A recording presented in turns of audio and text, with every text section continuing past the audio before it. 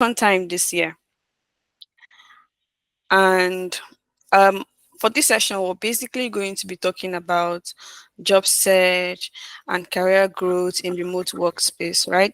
And I know majority of people are majorly interested in trying to get remote job roles, in trying to get jobs that are easy, that are flexible, that are able to, you can do from the comfort of your home and get things done easily. You can sleep anytime you want, wake up anytime you want, breathe anytime you want, and do anything you like anytime you want.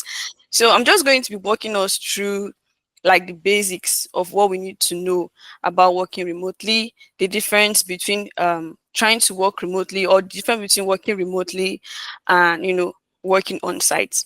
So I noticed that majority of the problems that we face, especially here in Nigeria, is the fact that um, most people do not have the required skills, right, to work remotely, and it has really caused problems.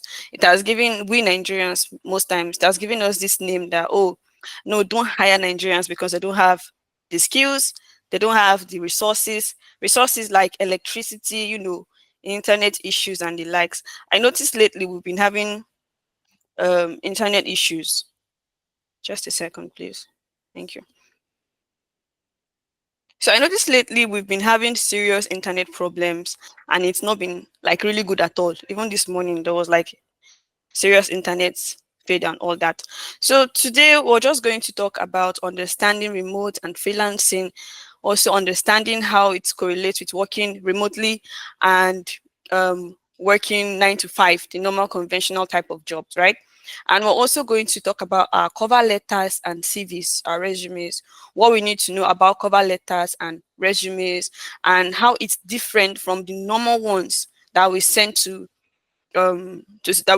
our daily conventional 9 to 5 jobs. Also, we're going to talk about ways we can prepare for job interviews, and we're going to look on building our personal brand and portfolio as well. Okay, thank you. All right, thank you. So, first of all, I'd like us to know that anyone can work remotely. Anyone, everyone can work remotely, no matter who you are, wherever you are.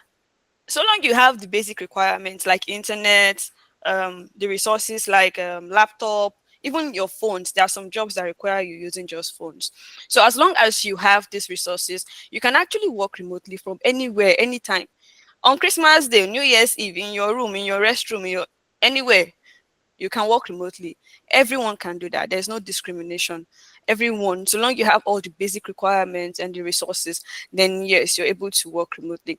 Now let's understand the difference between conventional jobs and non-conventional jobs. Okay, so the conventional jobs are the jobs we are all aware of, the basic 9 to 5 jobs, the one that we go to the office, the one that we pull ourselves, set our alarms, we wake up in the morning, and we drag ourselves up to the office. We enter the car, bus stop, hold up, traffic. We get there, see our bosses, see our colleagues, we work with them, and so on and so forth. Those are conventional jobs. Those are the basic 9 to 5 jobs. The way we work in our conventional jobs differs from the way we work our basic 9 to 5 jobs. It's totally different, right? Now, and there is this thing that comes with working conventional jobs, because these conventional jobs often offers stability. Most times it's usually stable, unlike remote jobs. You have a job, you're going there. If you don't want to sack you, it's either that there's downsizing, and it's obvious they're downsizing, or it's for a reason, right? Not like remote jobs that you just wake up one morning, they say you don't meet targets, your heart is in your mouth and all that. And then for conventional jobs, they are also routine, and it's usually long term. And then there's the opportunity for career growth when you're working in the conventional job sector. Now, while non-conventional, these are the types we're currently talking about, like the remote jobs which you currently do, right? So they don't follow the 9 to 5 structure. Yes, most remote jobs follow 9 to 5 structure. Most remote jobs you have to work from, especially when you're working with the EST time, that's the US time. You have to work from their own time, 9 to 5, right? But then the difference is the work environment. There is nobody monitoring you face to face. There's nobody telling you, oh, you're pressing your phone when you're working. You get, so those are the differences between conventional jobs and non-conventional jobs. For non-conventional jobs, these are like remote jobs with good flexibility. You're able to work at the comfort of your home whenever you like and do your jobs well. So popular roles that we have in the non-conventional jobs, there are different types depending on your niche and your field, right? And depending on your niche and field, we have the virtual assistant roles. We have those who write content, who create content as well. We have the graphic designers, we have the software development, those in tech, and then we have the customer support, which is the most common um role that we have right now, which is the customer support. So it's quite easy to do customer support, even if you don't have plenty skill sets, or even if you don't have all the ideas and knowledge, you can actually start with working as a customer support. It's easy when you want to get to work remotely. So guys, I'm going to also talk about like the difference between remote jobs and the normal conventional kinds of job. Because when I checked people's CVs recently, I was working on the CV recently, and um, the person was trying to apply to a remote job, but everything on the cover letter on the CV should be something that would be submitted to a normal conventional kind of job. You get. Now, we need to first of all, before we talk about writing CVs and the likes, we need to first of all understand the difference between this normal job 9 to 5 that we are used to and these remote jobs we are trying to apply to. Okay, so the first difference we need to know is that remote jobs have global competition. Unlike our own 9 to 5 jobs that you don't even know that this company is here, and one day you probably just went on one of these LinkedIn, and then you see this company, and then you just walk into the company, submit your CV on your hand and all that. That one I'll call it like maybe basically traditional competition, or around national competition, if you ask me. But when it comes to remote jobs, there is the global competition. You're not just the only person applying to this job. There are so many people applying to remote jobs. People with good skills, people with skills that are better than you, experience that are better than you. They are dragging for this role. And that's why lately these remote jobs has become really, really saturated. And it's not easy to get, remote job. So you need to understand that if you're going to drop a CV or if you're going to drop a cover letter, you should understand that your cover letter and your CV needs to beat, whatever limit it is. Then we also have self-discipline and digital skills. Another important thing that you need to know about working remotely is having self-discipline. So as a person, if you're not disciplined, you will not be able to work remotely. And that is a very good bitter truth. And then you need to also understand digital skills. Self-discipline in the sense that you're able to wake up and stand up from your bed when it's time to work. You're able to sit on your seat and walk exactly when you're supposed to work and the likes. And then digital skills like having basic skills like typing, having effective communication skills, being able to communicate clearly. That's your speech, your words, how you use them also. Then the next one, we have online presence matters a lot. You need to be able to put yourself out there. Okay. So when I mean put yourself out there, I mean you should be able to show your work, show a portfolio, show that you're out there on LinkedIn where your employers can actually come, take a look at your profile, see that, okay, this person does this person does this, I'm comfortable with this person, I see what this person is doing, this person is really good. Show your projects. Don't be scared to put your works out there. When you do something while you're working, you should be able to pick out one or two from whatever job you're doing that you'll be able to show to people or show to your future employers that this is what I did. this is a project I did. Those things will give you, leverage, will give you time to a way for you to be able to stand out also. And then we have the virtual hiring process.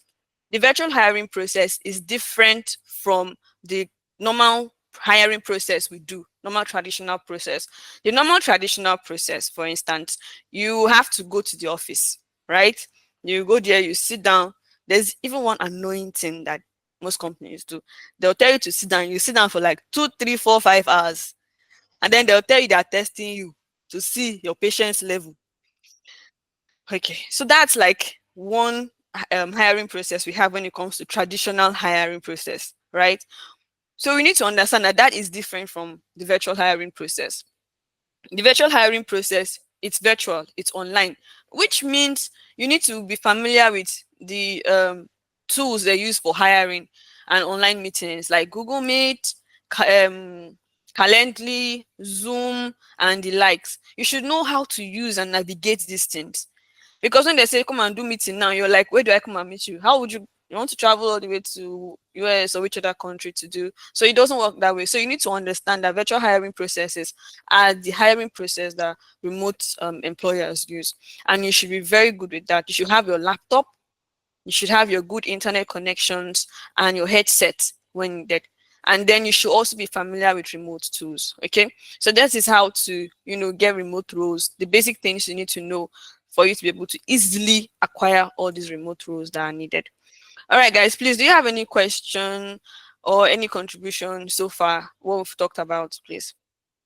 Or I can go ahead. If I should go ahead, please, thumbs up. All right. Okay, I see two hands here. Mercy, Michael. Please, if you have a question, Michael, you can go ahead.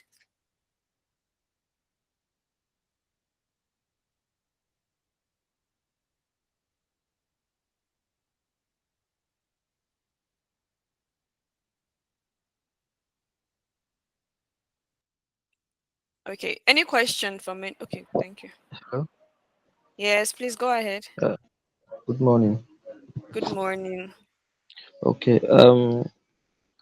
Concerning the remote job, I'm just trying to get into this space newly. I don't really have basic knowledge or idea on how to go about it. So you've spoken very well. I want to ask a question, which is if if I'm to pick a niche, if I'm to pick a niche whereby I'll build myself a portfolio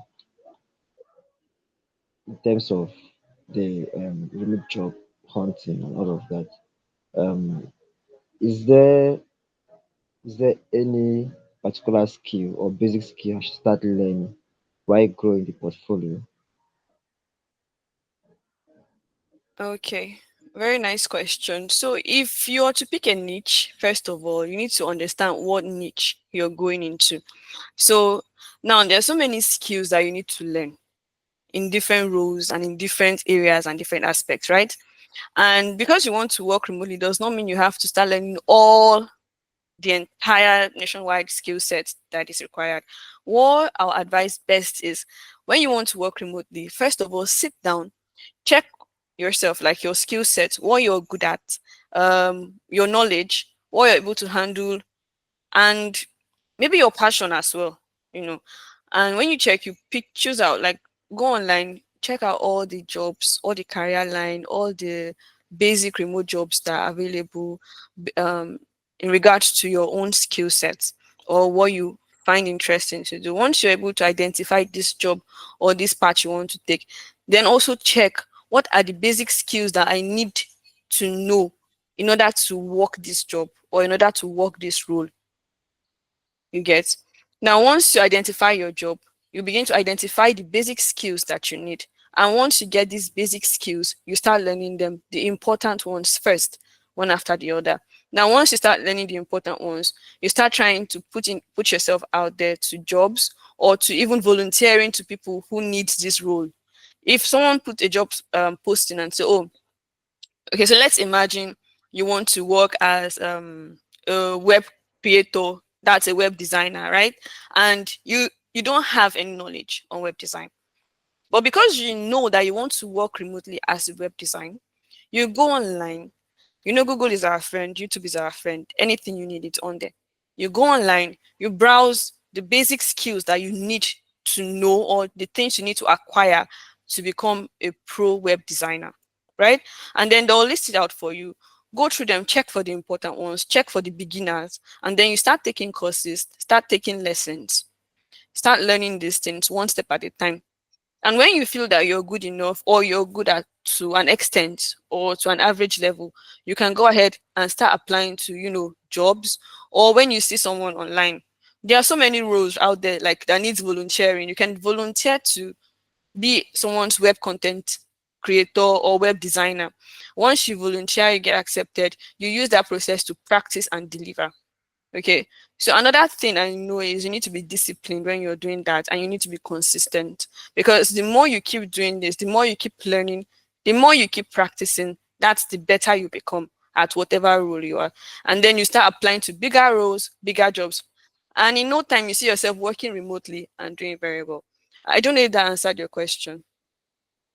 Yeah, thank you very much. All right, you're welcome. Okay, so I'll just go ahead and continue in just a second. Okay, thank you. So I'll just go ahead and continue. So now, for you to be able to apply to um, these remote jobs, right, to make yourself stand out, because it's a global competition. It's not just you. There are so many people that are involved in this thing. So for you to stand out and, be good at it, what do you need to do? When you're writing your CV, you need to be able to highlight your remote skills and experience. Okay, I know most people will be like, I have never worked remotely before. I have never done any remote job before. So I don't even have anything on my CV to show that I have remote skills or that I have remote experience. So what do I do? Okay.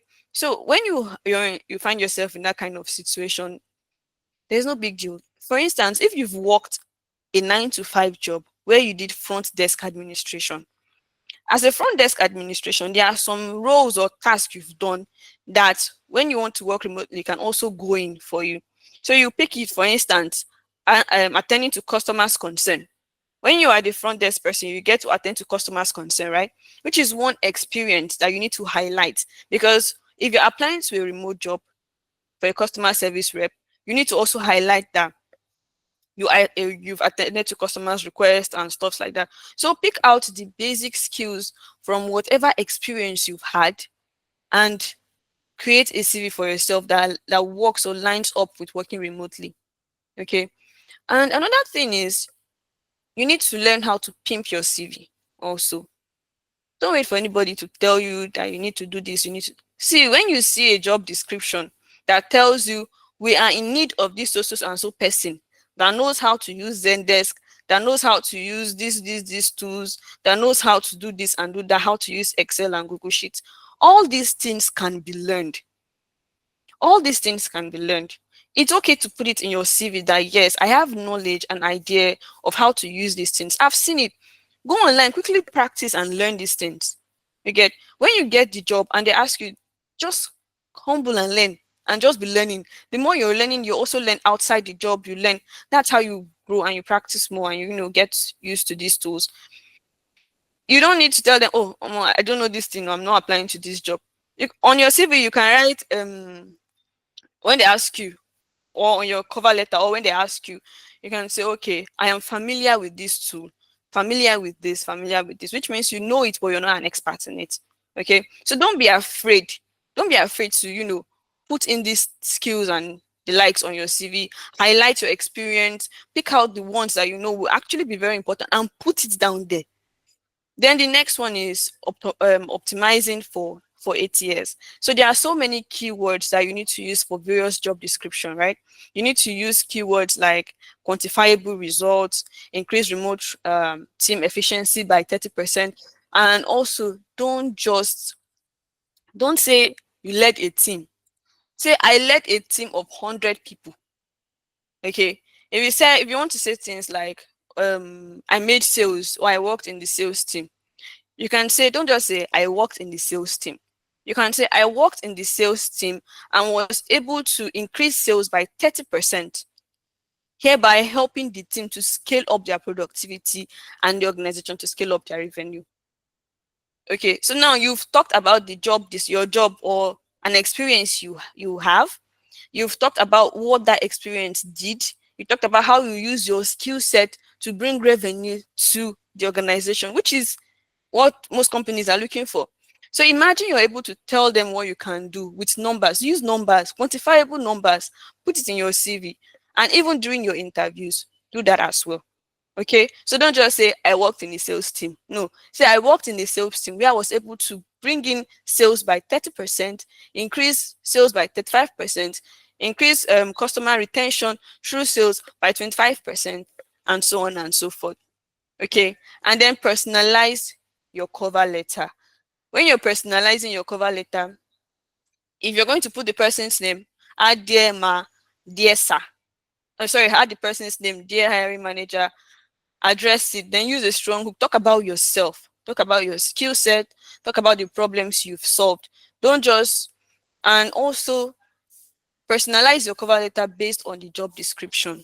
Okay, so imagine a job posting that says, we are looking for a customer service representative who has 3 years of experience, knows how to use Zendesk, knows how to use Just Call, knows how to use Air Call, knows how to use various CRM tools, can take up to 25 calls per minute, and so on, and can work EST. Now, you're going to submit a cover letter that says, hi, my name is Deborah Joseph. I I have experience as a customer service representative. I worked in this so and so place, and I can boost sales by 20%, which is totally different from the job description that was posted, right? So you should be able to align your cover letter with the job description, with the needs of the employer or whoever posted the jobs. So put in your cover letter, I have very simple and short safe. My name is this.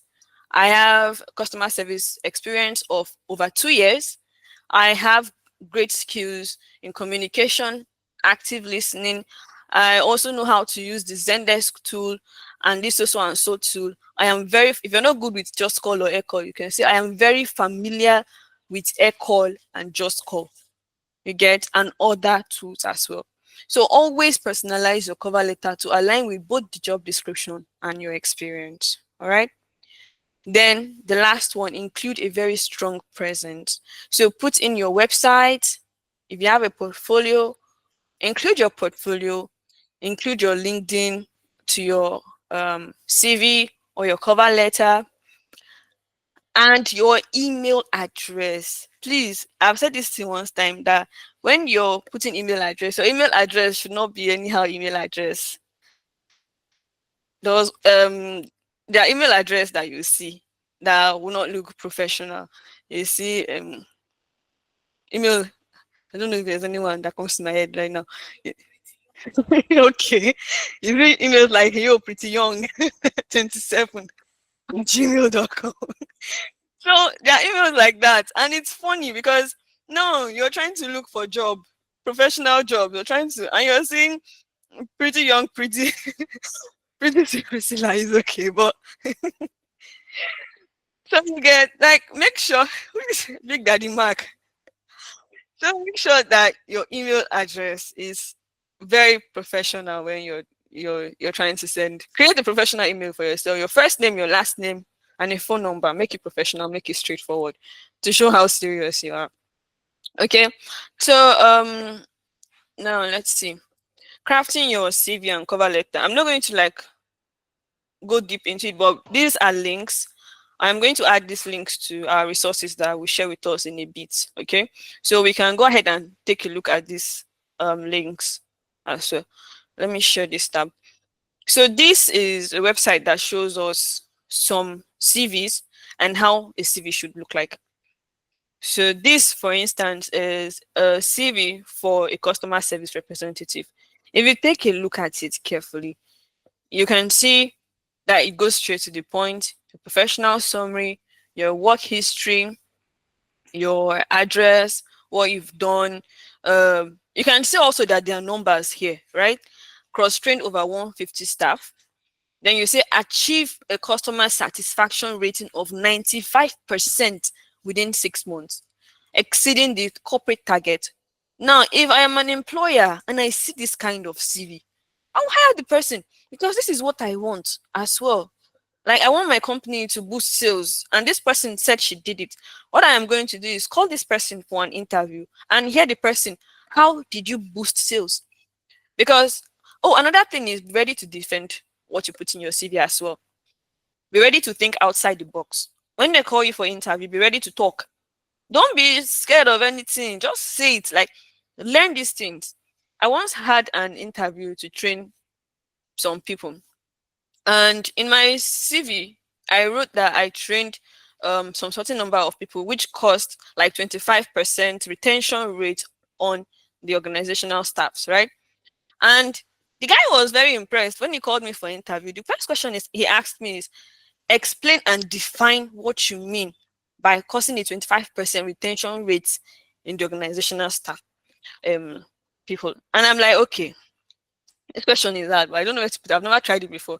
So I told him that okay, out of people I trained or out of how many members we have, that instead of people that resigned from the company, there was a high number of people who resigned from the company. But due to the fact that I was able to train these people and help these people gain more knowledge and skills on not just um company's product or company's stuff, but on other skills that can help them, they were able to stay because they saw the importance and need of the training, which cost like extra 25% retention.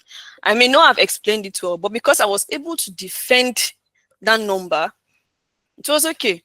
So if you're going to put these numbers as well, be ready to defend it. But this number, this data will help you in your CV. So always remember to do that. So I'm going to share this in the file I'll share later after the session. So you can go through it and take a look at it and use that to craft your own CV also. So this is a cover letter as well. So if you take a look at this cover letter, this person is straight to the point. I write in response to your advert seeking a customer service rep. This. When reviewing the position, what. In my current position as a customer service rep, I maintain exceedingly functional work environment, blah, blah, and blah. Sorry, I use blah, blah. Then additionally, I am adept at. Now, if you see, the person put numbers as well. Consulting with an average of 100 customers per day, exceeding quotas of for calls taken, upgrades, processed and applications completed with a 98% customer satisfaction rate. Now, these are numbers that will also help you when you're submitting your CV or your cover letter, because these are really, really impressive. It shows not just the fact that, oh, you're a staff, but because you're able to add sales, you're able to, generate income to the company. It's a good thing and makes you a very good candidate.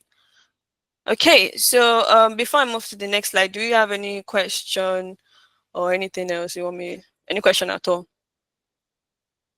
If we're good to go, thumbs up. Thank you. Thank you, guys. All right. Hi, Gaby. Okay, hi, Jordan. I, I just wanted to add something to this cover letter and CV. I don't know if you're going to talk about it, but some companies usually ask for your LinkedIn profile. So whatever it is that you put on your CV should also match what's on your LinkedIn profile. That's just what I wanted to impute. Yes, yes. Thank you very much. Whatever you're putting on your LinkedIn, on your portfolio, on your CV, and on your cover letter should also match, so that when they check your LinkedIn or any portfolio you have, it should be like, okay, this person is not lying, this person is saying the truth.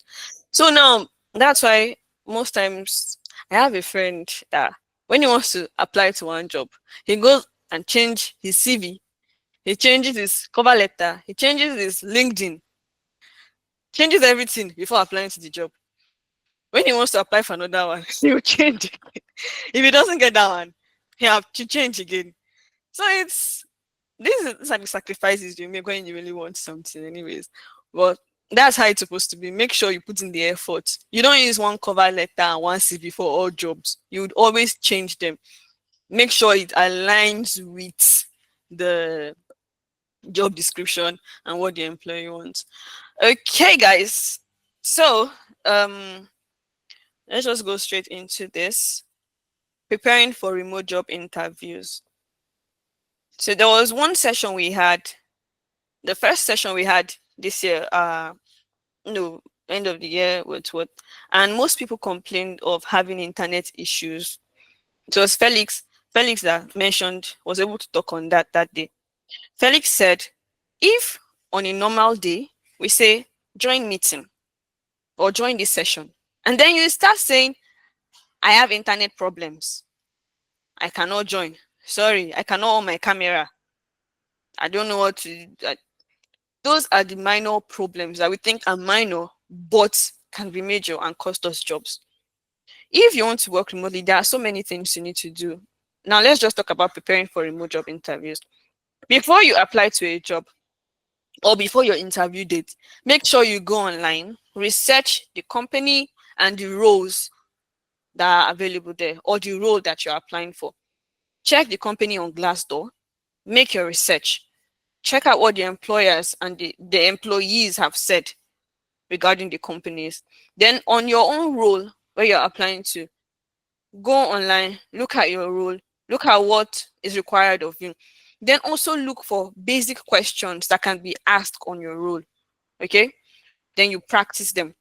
Secondly, we need to set up professional interview space. Now, you see the importance of researching a company. People are desperate for jobs, right? People need jobs.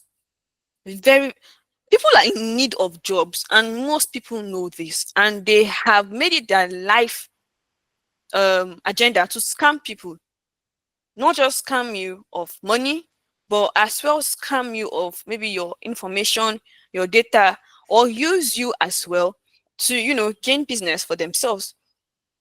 Okay, so it's very important that you be careful the kind of jobs you apply to. Make sure you research the company, make sure you know what you're doing before you give out personal information or data. Don't give out your credit card information, don't give out your pins and the likes. So that's why it's important to research companies as well. Not just researching because you want to apply, but research because you want to be safe or safe. Yeah, safe. Then secondly, let's talk about setting up a professional interview space. Interview space, you need good lighting. You also need good laptop system or camera. At the same time, you also need good headsets or things to make you look okay. So I'm going to put on my camera so you can see how I look. Okay. So if you see now, I have good lighting. I have my lighting in front of me.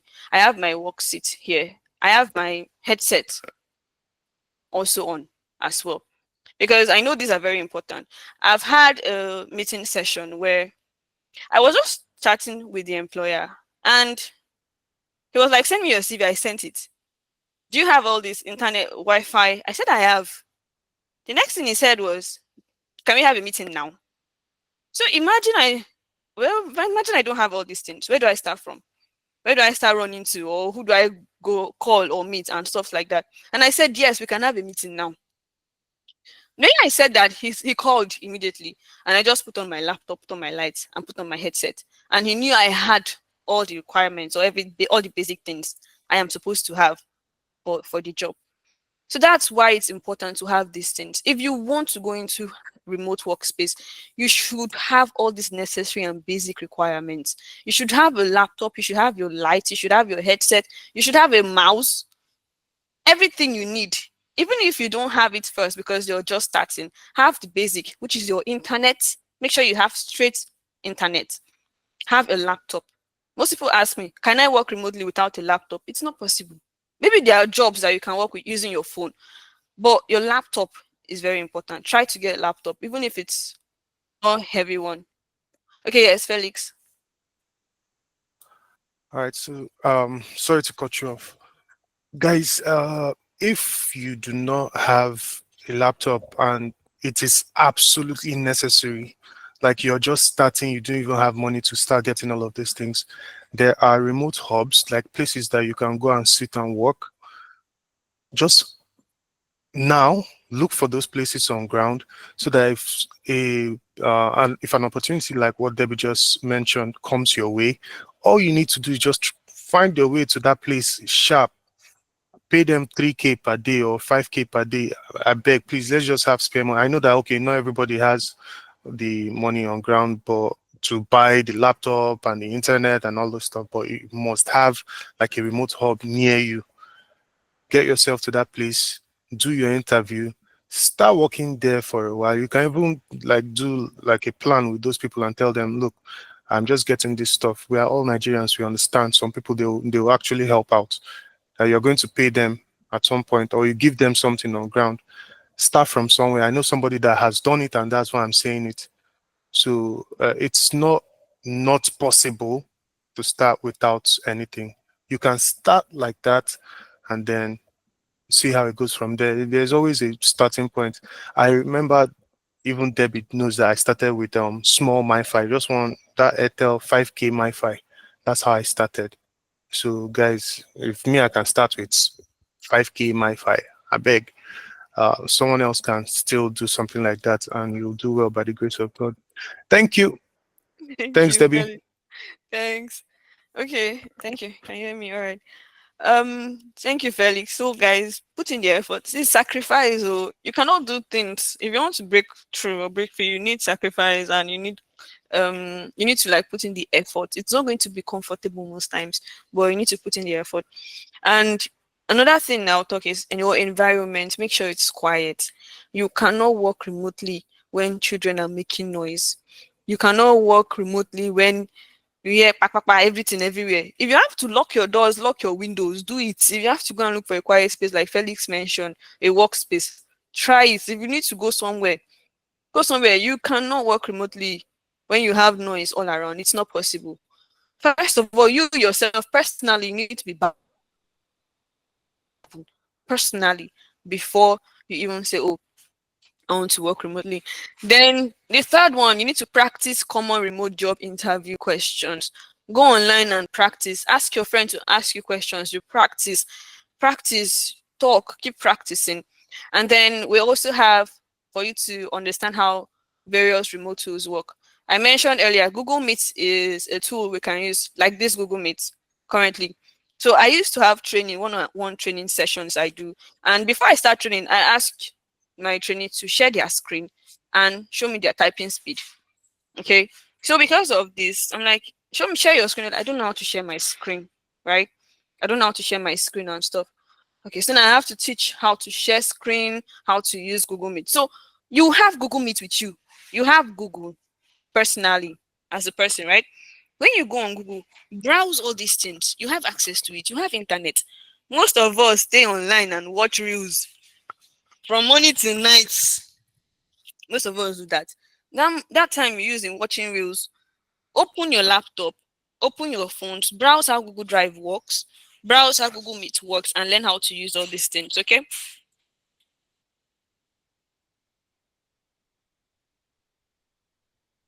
Then also, you need to be able to you need to be able to demonstrate strong communication skills and show your remote worthiness ability. Yes, Michael, you raised your hand.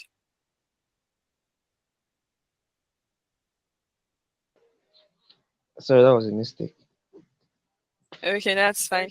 All right. Okay.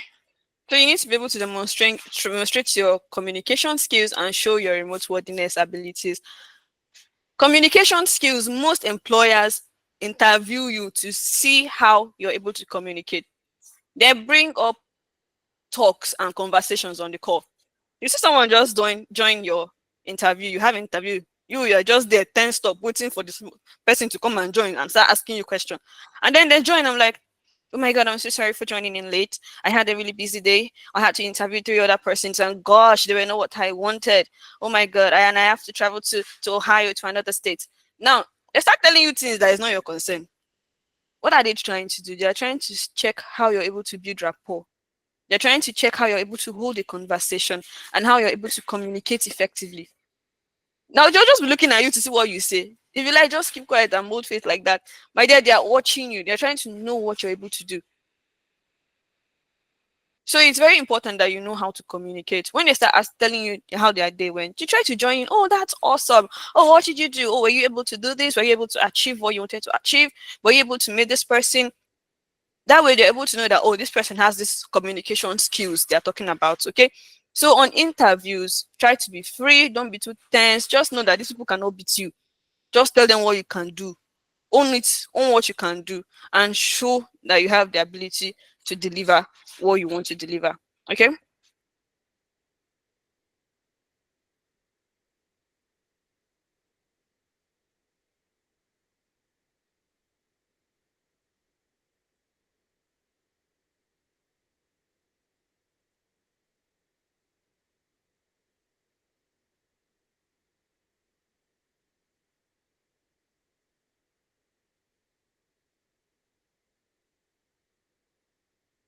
All right. Sorry for that. Okay.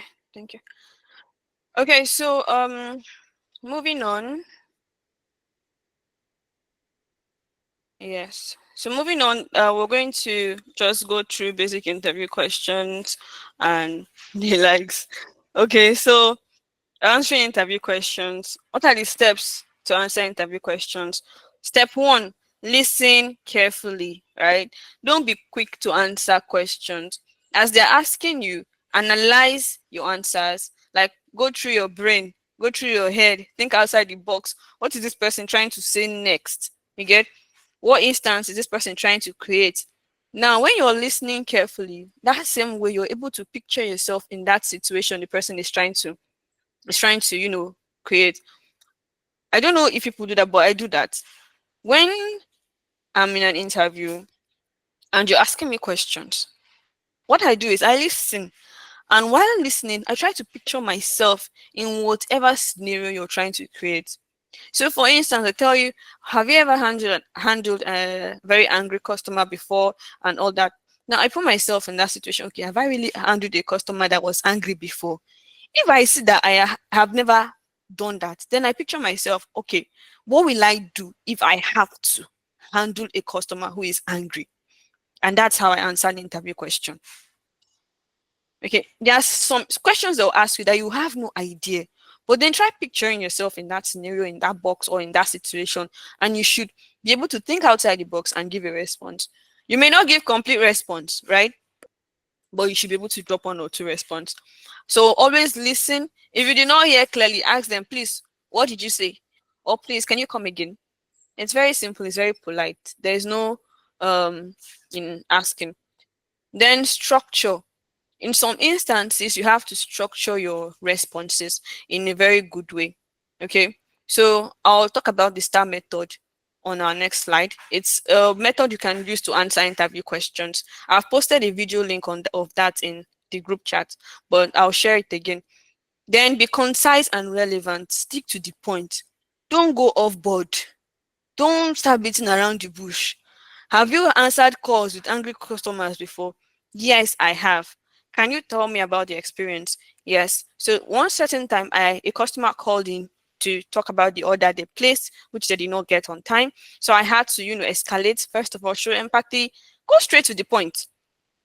Don't beat around the bush and start saying, when I did that, my team lead saw me, gave me a thumbs up, and said, yes, you have done really well. Well done. You can do it again. Those ones are not necessary. Just go straight to the point. Tell them how you handle the situation. And then while explaining or talking about yourself, relate to your job's experience, highlight your skills and achievements as well. Then be confident in yourself, guys. Be confident and professional. Okay, speak clearly, stay positive, and while you're even talking, demonstrate. Use your hand, to show that, oh, how you're talking, and also show how interested you are in the role. So example of basic questions, right, that I've seen or I've heard, the ones below. How do you handle objections from potential customers in a remote sales setting? What CRM tools have you used to manage leads and track sales?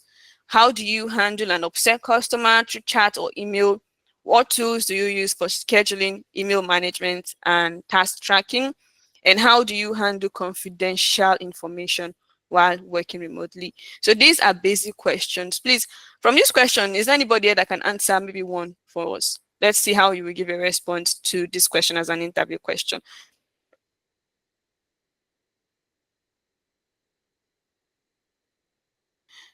Can anyone answer one of these questions, please?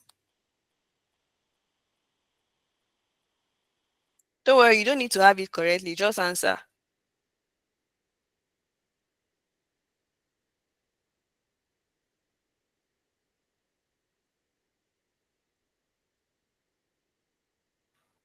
Okay, Joseph, thank you.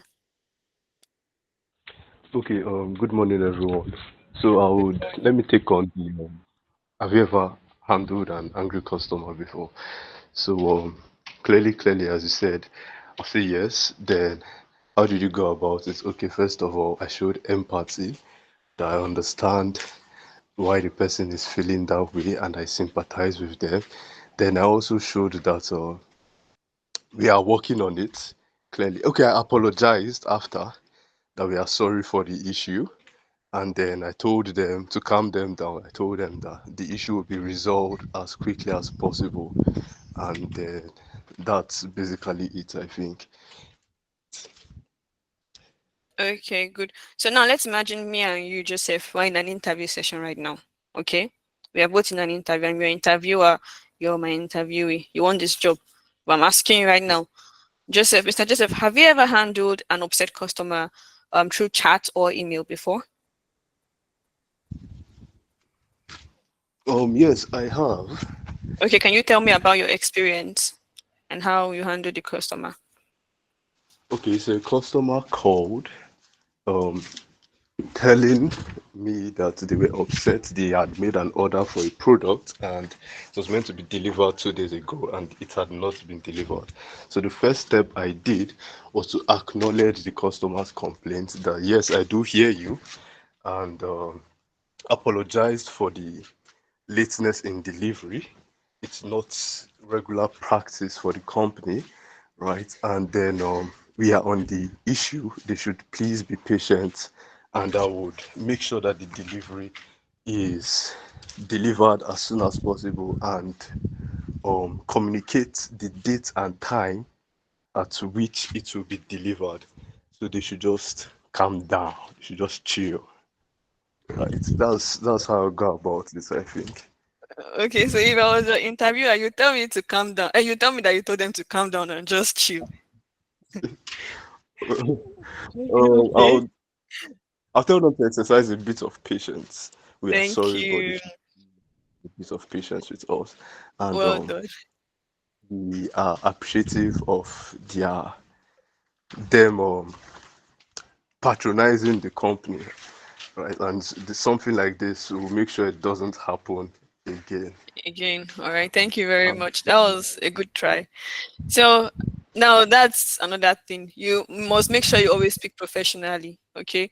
Don't say I now told them to calm down, just chill and relax. There are things to be no, no. I know we have this Gen Z what, but speak professionally. Okay.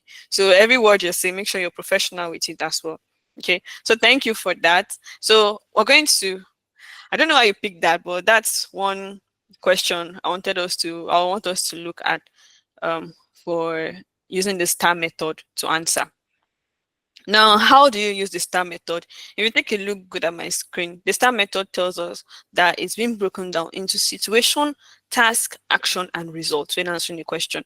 When it comes to situation, you have to describe the context or challenge you faced. Then, secondly, you explain your responsibility or role in that situation. Then action, detail the steps you took to address the challenge. And then the last one, you share the outcome and any achievement. Okay. So now this STAR method cannot be used in all interview questions. No, no, no. You can only use it in questions that deserve like behavioral answers. Like when it comes to describing what you did and how you did what you did.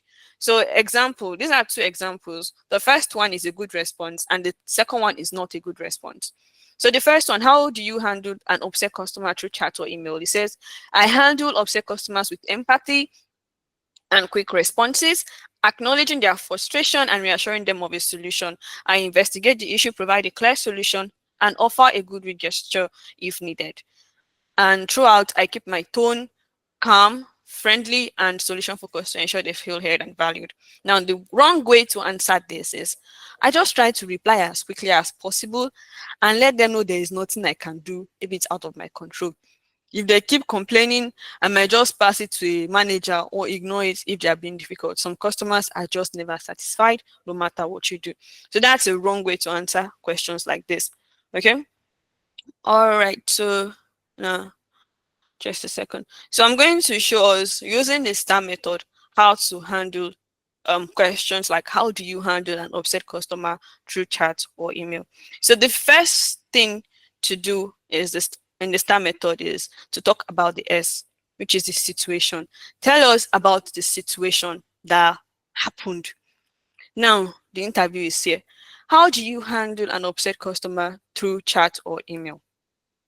You first of all say, when handling an upset customer through chat or email, I always start with empathy.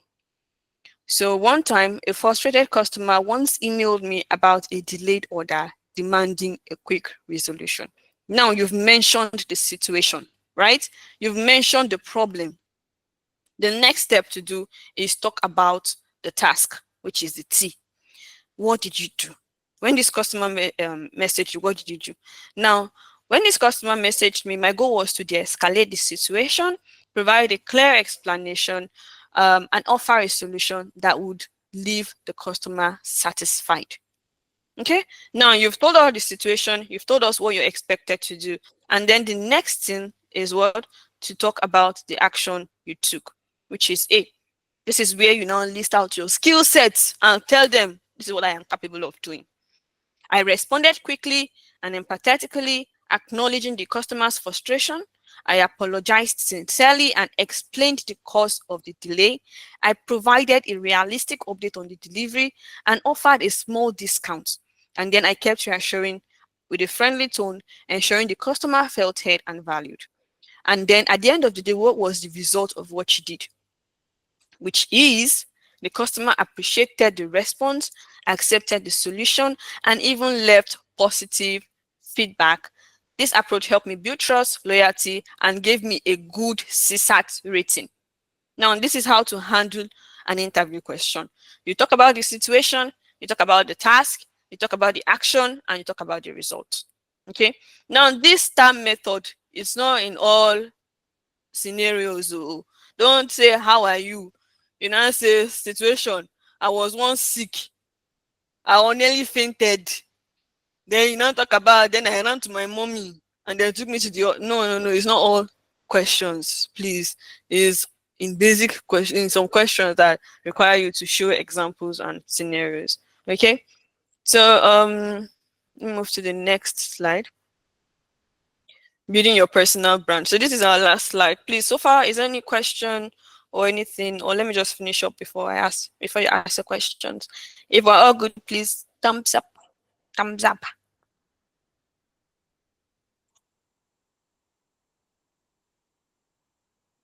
All right, thank you guys. So let's continue with our last slide. So the last slide here and the last thing we're talking about is building your personal brand and portfolio. Personal brands and portfolio are very important. I used to call your portfolio. Say your portfolio is what tells more about you. Your portfolio is what tells more about you, where your CV cannot do or cannot explain. Portfolio is like a storybook, unlike your CV, which is just a summary. Your portfolio shows them you when you're carrying out your task, the projects you've done, the videos and pictures and images of everything you're doing, right? But your CV is just like a list of what you do. So I always say it's important to have a portfolio. It's important to own a portfolio because it will help. Now let me show you guys an example of a portfolio. I think I have one here. Okay. All right. So this is on Canva. If you need to design a portfolio, you can design one on Canva. Just go on Canva and search for templates of portfolio, and you will see it there. It's there, gone like plenty. Just choose one you like and use it to design a portfolio for yourself. Okay? Put in your job, your name. If you're putting your age, your what? No, that's not like years and all that. Put it. Now let me introduce. Put your image here. Introduce yourself. Like, my name is this, this, this. I have over 3 years of experiences. This in this. Then put your CV here. Put a link to your CV that when they click on the link here, they'll be able to download your CV. And then here there is hire me. You can put your phone number or your email on here. There are ways you can attach links to Canva. Attach it here. So once they click on it, it will show your email, or it will take them to their email to create an email for you. Okay. And then this educational background as well that will show what you need and all that. So this is how a portfolio works, right? This is how portfolio looks like. So if you can, later in the day, I'll share a link that you can use to go to Canva and get portfolios done. So there are different sites where you can build your portfolio, where you can build your portfolio. Listen, we have LinkedIn, we have Upwork, Canva. There's Google websites. It's free. Google site is free as well. You can create a website for yourself on Google. And then we have Behance, we have Dribble, we have Notion, we have GitHub. So you should be able to check all these and use them to create a profile. So why do you need a personal brand and portfolio? One, it helps you stand out. It showcases your skills, experience, your expertise. It showcases your projects that you've done, the tools you've used. Post pictures, add pictures of the tools that you've used on it also. Then it also helps you build trust. Once the employer goes to your LinkedIn and it says even more recommendations, they get to trust you more, and you're able to also have visibility for more remote job opportunities. All right. So last but not the least, social media. Guys, we have social media everywhere. It's everywhere. It's everywhere. We all have phones, right? But the question is, what are you using your phone for? Like, what are you using your connections for? What are you using these things to do? Okay. Now, instead of wasting your time scrolling, there's something called doom scrolling. You can't even help it. You're addicted to scrolling. So my sister, once in a while, when she picks her phone, she scrolls. She scrolled and scrolled to the end until Instagram told her there is no more what left. I laughed that day because where are you going to? What are you scrolling for? Now this time you scroll, before you know, 1 hour has passed, 2 hours have passed. You can use this social media and networking to build. Join communities. When you join communities, go through these communities, check what they are doing. Look for not just online communities, even physical communities that you can join when they're having events or sessions or stuffs. Go there, meet people, connect, tell them this is what I want to do, this is what I do. Go on Twitter, leverage it for yourself. Okay, social media works. People get jobs through social media.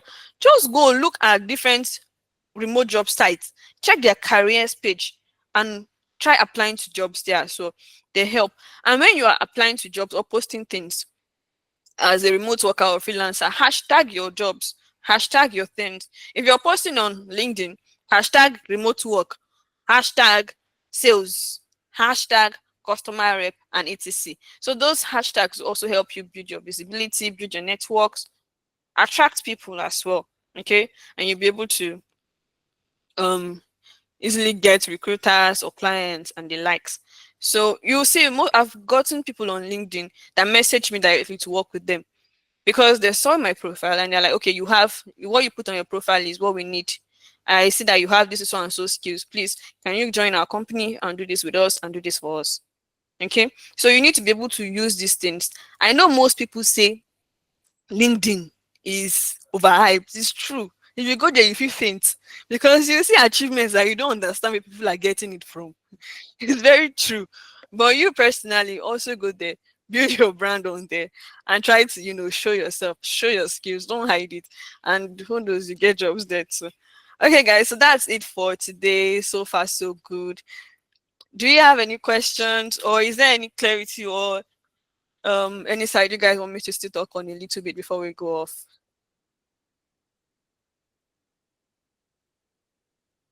Okay, Mr. Joseph. LinkedIn use BPO. Abeg, no vex. No vex o, but how person wan take learn how to sound professional abeg? Okay, sounding professional is also different from speaking professionally. It's not too different. It just depends on the words you use, the vocabularies you use as well. Okay, so there are some instances that you not tell. There are some ways you talk to your friends that you will not talk to your boss.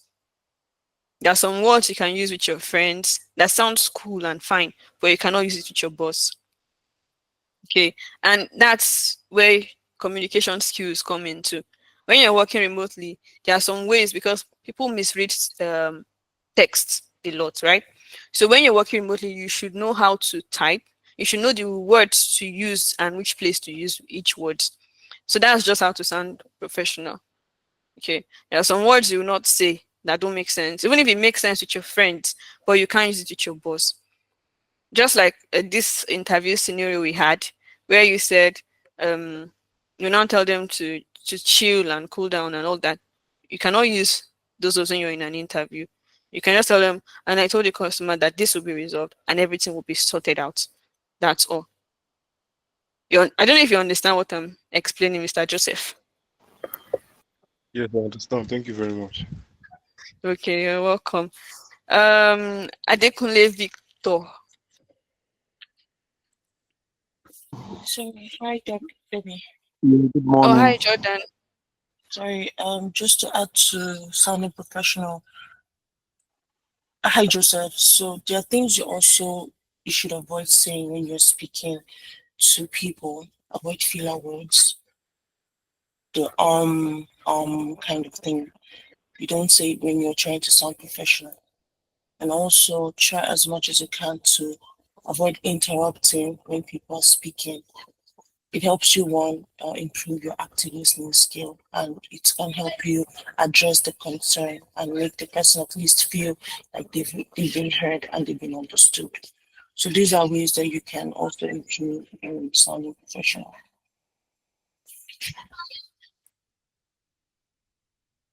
Thank you very much. Thank you very much. Thank you, Jordan. Okay, Adekunle. All right, good morning. Thank you so much for this debut. Thank you so much. I would like to ask for a starter that let's say a novice that is just coming on board, and how which tools is it going to is best to create a profile, and it's not going to look as if you're lying because you don't have any experience years yet, as it were. So, what will you advise? And you have your laptop and everything, but you don't have any experience. Why some will ask for 2 years experience? You have done this and you haven't done anything.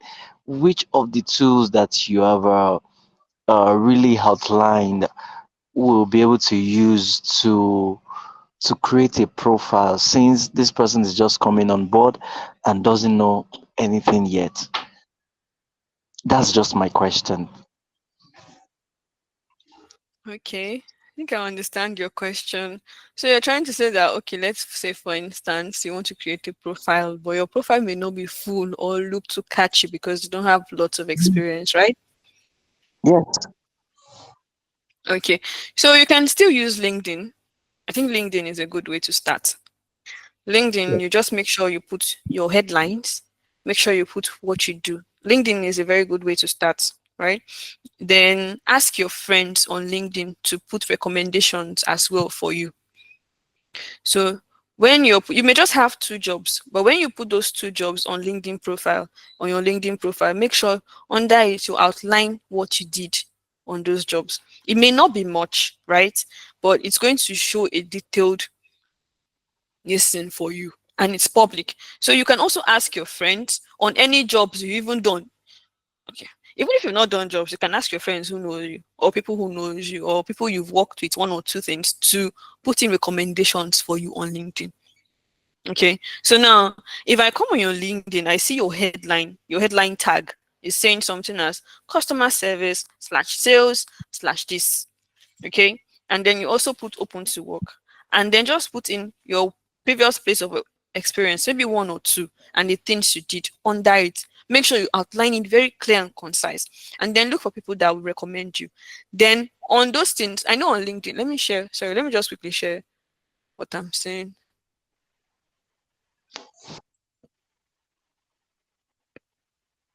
Okay, let me share this once. So LinkedIn is a good place to start.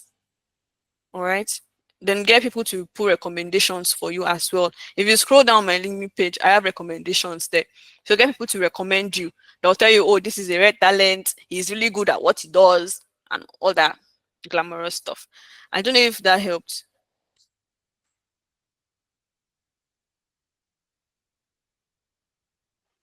Yes, yes. Thank you so much, Des. All right, you're welcome. So try open your LinkedIn and try to get it set up as well and boost it well. Okay. Okay, guys. Any more question? I think we've hit our timeline here. Any more question or anything else you guys want to add?